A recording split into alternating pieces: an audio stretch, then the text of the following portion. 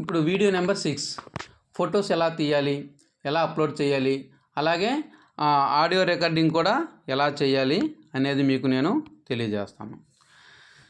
మీరు స్కూల్లో పిల్లలతో కొన్ని కార్యక్రమాలు చేసే సమయంలో ఫోటోలు తప్పనిసరిగా తీయండి. అది కూడా వారంలో 2 లేదా 3 సార్లు మాత్రమే తీయండి. ఇప్పుడు ఫోటో తీసి ఎలా అప్లోడ్ చేయాలంటే ఇక్కడ మొదటి ప్రశ్న దగ్గర చూడండి, కెమెరా ఆప్షన్ ఉంది కదా, ఆ కెమెరా ఆప్షన్ క్లిక్ చేయండి. ఇలా ఈ విండో ఓపెన్ అవుతుంది. మళ్ళీ ఆ కెమెరాని క్లిక్ చేసినట్లయితే కెమెరా ఓపెన్ అవుతుంది. కెమెరా ఓపెన్ అయిన తర్వాత మీరు ఫోటో తీయండి. ఇప్పుడు చూడండి, ఫోటో తీసిన తర్వాత కామెంట్స్ అడుగుతుంది. మీరు ఏ యాక్టివిటీకి మీరు ఫోటో తీసారో ఆ యాక్టివిటీ గురించి కామెంట్స్ రాయాలి. సపోజ్ డ్యాన్సింగ్ లేదా ప్లేయింగ్ గేమ్ అని టైప్ చేసి బ్యాక్ వెళ్తే ఇక్కడ సేవ్ పిక్చర్ డన్ ఉంది. ఇది ఒకసారికి ఈ విధంగా సేవ్ పిక్చర్ చేసిన తర్వాత మళ్ళీ మీకు కెమెరా ఆప్షన్ అడుగుతుంది ఇంకో ఫోటో ఏమైనా కావాలని. మీరు ఇంకో ఫోటో కూడా తీయడానికి అవకాశం ఉంది. అలాగే కామెంట్స్ రాయాలి. తర్వాత ఈ డన్ అనే ఆప్షన్ ఉంది కదా, డన్ అనే ఆప్షన్ని క్లిక్ చేసినట్లయితే మీకు ఫోటో అప్లోడ్ అనేది అవుతుంది. అలాగే పిల్లలతో మనం ఏదైనా రికార్డింగ్ చేయించాలంటే ఇక్కడ రైట్ సైడ్ కిందన ఆడియో రికార్డింగ్ ఆప్షన్ ఏదైతే ఉందో దాన్ని మీరు క్లిక్ చేసినట్లయితే ఇక్కడ ఆడియో రికార్డింగ్ ఫర్ మాడ్యూల్ 1 అనే ఆప్షన్ మనకి కనిపిస్తుంది. ఈ విండోలో మనం రికార్డ్ చేయడానికి ఫస్ట్ ఆప్షన్ చూడండి, రికార్డర్ అని ఉంది. రికార్డర్ని క్లిక్ చేసినట్లయితే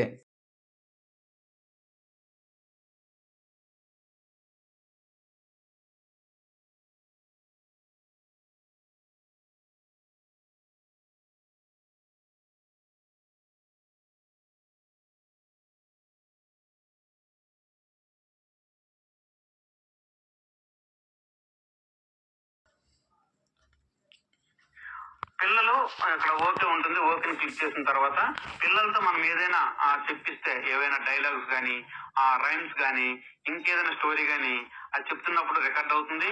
రికార్డ్ అయిన తర్వాత స్టాప్ చేయొచ్చు. సెకండ్ బటన్ క్లిక్ చేయాలి.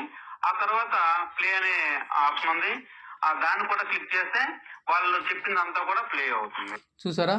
ఇప్పుడు సేవ్ ఆడియో మెసేజ్ అనే ఆప్షన్ లాస్ట్లో ఉంది కదా, దాన్ని క్లిక్ చేయండి. ఇలా క్లిక్ చేసినట్లయితే అది ఆ మెసేజ్ అంతా కూడా సేవ్ అవుతుంది.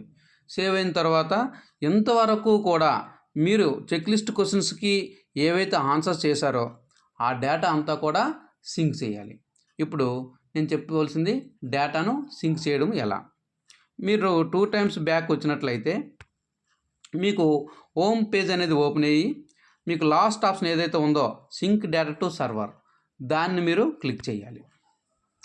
క్లిక్ చేసినట్లయితే మీకు డేటా ట్రాన్స్ఫర్ విండో ఓపెన్ అవుతుంది. ఇందులో థర్డ్ ఆప్షన్ చూడండి, యాక్టివిటీ డీటెయిల్స్. యాక్టివిటీ డీటెయిల్స్ ఎదురుగా డేటా, మీడియా అనే 2 ఆప్షన్స్లో ఒక దగ్గర 7 ఒక దగ్గర 2 ఉంది. అంటే మనం ఎన్ని క్వశ్చన్స్కి ఆన్సర్ చేసామనేది ఇక్కడ మనకు తెలియపరుస్తుంది.